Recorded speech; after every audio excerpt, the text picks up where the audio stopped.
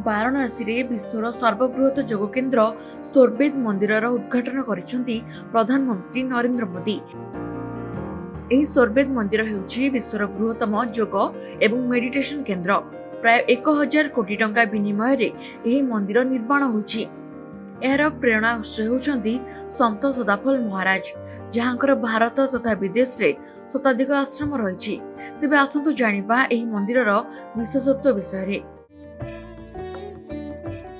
एही सोरबेद मंदिर रे ध्यान पाई प्राय 20,000 लोक एका संगरे बसिबार व्यवस्था रही।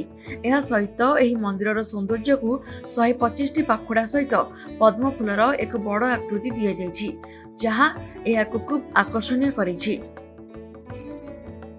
सोरबेद मंदिर वाराणसी सहर ठारू प्राय 12 किलोमीटर दूर रे थिबा उम्रा अंचल रे अवस्थित। प्राय 600 कर्मचारी एवं 15 जन इंजीनियर सहयोग एही मंदिर निर्माण होछि। 2004 मसीह सद्गुरु आचार्य स्वतंत्र देव एवं संत प्रवर विज्ञान देवों द्वारा यार भित्तिप्रस्तर रखा जायतिला। महायोगी एवं आध्यात्मिक गुरु श्री सदाफल देवजी महाराजा सोरबेद पुस्तक रचना करथिले, जहा आधार रे एही मंदिरर नाम सोरबेद रखा जायछि। लोकंक पई आकर्षणर केन्द्र पालटिथिबा एही सोरबेद मंदिर 7 महला विशिष्ट एवं प्राय 180 फुट उच्च। मंदिर रे माक्राना मार्बल व्यवहार करा जायछि, जेउथिरे प्राय 3137 सोरबेद ग्रंथ लेखा जायछि। सोरबेद दुईटी शब्द को नहीं गठित, सोह एवं वेद।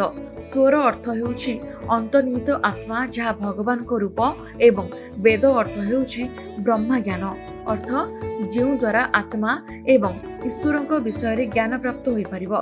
एहाको सोरबेद कहा जाय। मंदिरर प्रेरणा स्त्रोत्र संत सदाफल महाराज दीर्घ 17 वर्ष धरी हिमालय शिखर रे कठोर ध्यान करथिले, जेउठारु से एही ईश्वरीय पुस्तक लिखिबा पई प्रेरणा पाइथिले, जहांको परे एही मंदिर नामकरण करा जायछि। एही मंदिरर बाह्य कांथरे वेद, उपनिषद, रामायण, गीता एवं महाभारतर ईश्वरीय दृश्य चित्रित होछि। सोरबेद मंदिर भितरे औषध रे परिपूर्ण एक उद्यान मध्य सृष्टि करा जायछि, जहार उद्देश्य हेउछि एक सुस्थ जीवन को प्रेरणा देबा। एही मंदिरर कांथ गुड़िक गोलापी बालुका पत्थर रे निर्मित, जहा सोरबेद मंदिरर सौंदर्य को आहुरी भव्य करुछि। ब्यूरो रिपोर्ट, ओडिशा संवाद।